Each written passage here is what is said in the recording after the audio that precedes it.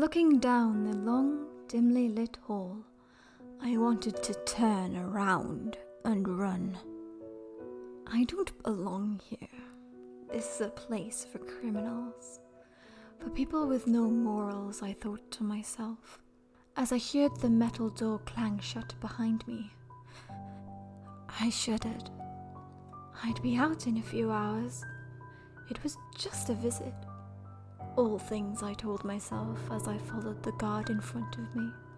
I could hear the jeers and the catcalls of the prisoners as I passed their barred windows, and immediately wished I'd worn anything but the pencil skirt and blazer I was in at the moment. I had forgotten I was going to be surrounded by animals. We made our way down the hallway to another thick steel door at the other end. The guard pressed his badge to a scanner next to the door, entered a code, and I heard the lock click open. He turned and gestured for me to enter, and after a moment of hesitation, I did. I stepped forward cautiously and found myself in the most stereotypical interrogation room I had ever seen, minus the two-way mirror, for some reason I could only imagine. The walls were solid cold concrete, and a fluorescent ceiling light flickered just enough to irritate me. It wasn't the room that demanded my attention, though.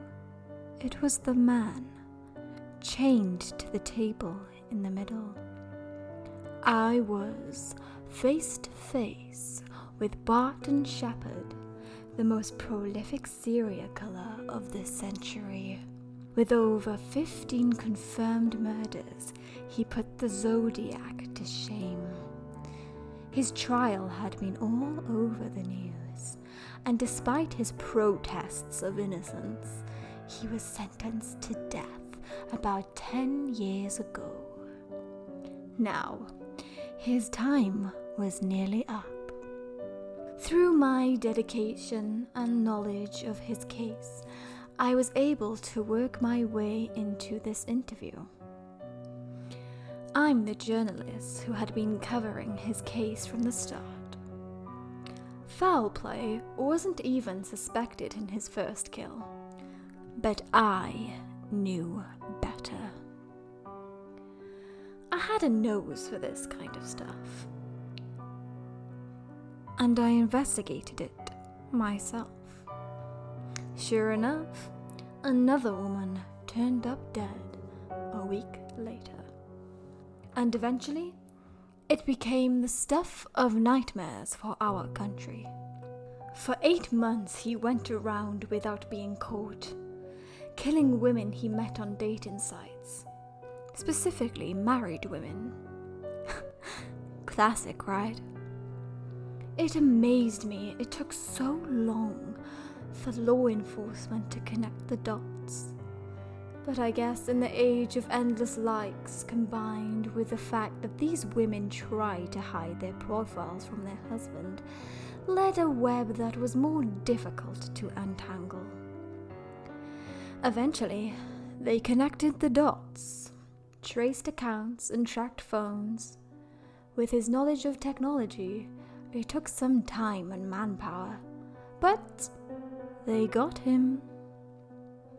I was lucky enough to be involved in this process, but due to the privacy reasons and unfortunate NDAs I had to sign to get this interview, I can't say just how they did it. I think it's more so that I don't tell how incompetent they were and how they should have caught him sooner, but I'm not at liberty to say. I walked across the room, heels clicking on the cold floor, and pulled out the chair, hearing the nasty metallic screech as the legs moved across the concrete. As I sat down, I caught Shepherd looking at me. It wasn't a bloodthirsty look, wasn't even haunting. It was sad, a look full of despair. I had been searching for my opening line since I scheduled this interview. But it had all escaped me when I saw his face. I was thrown off guard, expecting to see a monster. Rather, I saw a man. A human. Someone who easily could be my brother, my friend, anyone's co-worker. He was too normal, and that's what scared me the most. It took me a minute to gather my thoughts, and without much thought I let loose something I had determined should not have been my first question. So, 50 kills in 8 months? That has got to be some kind of record.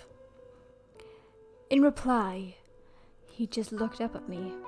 Yes, He said, it's almost impossible. In fact, I'd say it is impossible. "So how'd you do it then? Such an achievement must have had a mastermind behind it." I antagonized. "This is my tactic. Get him to explode." I can't tell you. I didn't do it. Ugh. I had forgotten he had tried to claim innocence. "Listen, asshole. I'm not here for bullshit. You're lucky enough to be out of your cell. And once I'm done with you, you're going right back. So appease me here. Give me what you want, and we can chat for a while. Push me away, and back in the hole you go." He sat there, crossed his arms and pulled his lips in, showing me that he wasn't going to talk. What a waste of my time. I looked over at the guard who gestured towards the door, asking me if I wanted to go. As I was about to walk out, an alarm went off. Without a thought, he swiped his badge, pressed the button and ran out, leaving me in the locked room with no doorknob with this freak. All was going exactly as planned. I looked at Shepard and saw the fear in his eyes. He had no idea what was going on, and I knew he was afraid. He turned back to me and said, Look, I don't want to hurt you. If something is wrong, we have to get out of here. These guys, they don't mess around. If someone escaped or something, we're fucked. They all saw you come in. They know you're here and you'll be a target. Call the guard. Get him to get you out of here. If he doesn't come, you'll have to let me out. I can protect you. I never killed those women, and I won't kill you. They'll blame your death on me, and I'll be fucked if I die with another false accusation on my record. Stunned, I looked at him. He looked sincere, his eyes wide and panicked, begging me to believe him. I had him right where I wanted him. "Sorry, I'm not falling for that. Sit down. I want to talk to you. As a matter of fact, I believe that you're innocent, but in no way will I let you go. Instead, I'm gonna tell you a story. It's one I'm sure you'll want to hear," I said with a smirk. Confused, he stared back at me with a look that told me to go on. "I know you never had an online dating profile," I began. "In fact, you barely had an online presence, which is what made you so perfect. You see, I needed a patsy. Someone who would not have many pictures online so people couldn't look you up. I had enough photos of you from your volunteer network that had shared their page. Group photos, pictures of you smiling while building homes for the poor. It was too good. And so came to be Barton Shepard. Your real name, of course. You had to be real. I made your profile and Barton met Sandra. At first, she was nice, but I knew she was cheering. You see, she was my friend. She had told me about how she wanted to leave her husband, of all the nights away she spent with her boss, and it disgusted me. Her husband deserved better, but I couldn't break his heart by telling him his wife was a cheater. No, she'd just tell him I was a liar, and then I'd lose him. Instead, I decided she would have to go. In his time of mourning, I would swoop in and comfort him. She was such a good woman. I'm so sorry she's gone. All that bullshit. So, she set up a date with Barton, and she met me there instead. I pretended to be at the coffee shop by coincidence. And when Barton stood her up, I asked her to join me on my hike. And you know the rest. The bloody rock, body in the river, it was all supposed to stop there. But when I saw the look in her eyes, the fear, I felt the power of having her life in my hands. I knew I couldn't stop. I paused, taking in his expression of confusion and shock. Then I went on. I went home and thought about all the other women like Sandra, sneaking around behind their husband's back. It's not just the men that cheat, Barton. Women can be liars, and quite good ones at that. And this began my journey. Each woman I found with a streak of infidelity became my new target. I was overwhelmed. I was saving these men and their families from the heartache of learning their wife didn't love them. I allowed them to be eased of their spouse while being able to collect on life insurance and not have a divorce on their records. I allowed them to gain attention and sympathy. And these women, I sent them to God to be judged. Ali, Maxine, Cassandra, I'm sure they all haunt you. The names that will kill you. You're sick! He screamed. Then he started screaming for the guard and said, I'm sure there's cameras in here. Mics, something that will prove me innocent. You fuck! You ruined my life! I said, shh. No one can hear you. And no one can hear this conversation. Part of my interview term states that this conversation will not be recorded for privacy and exclusivity reasons. And you interrupted me. Please, let me finish. See, I started writing these articles about you. Me, whoever you want to call the serial killer. I had to sensationalize it. I had to create that fear. I had hoped that cheating women would stop, but they didn't. So, I had to keep going. It was my civic duty.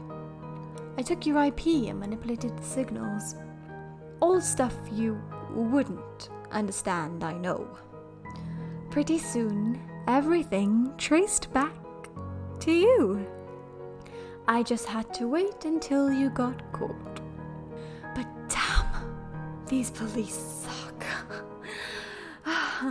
It took them way too long. I even killed several times a week in the hopes to help them.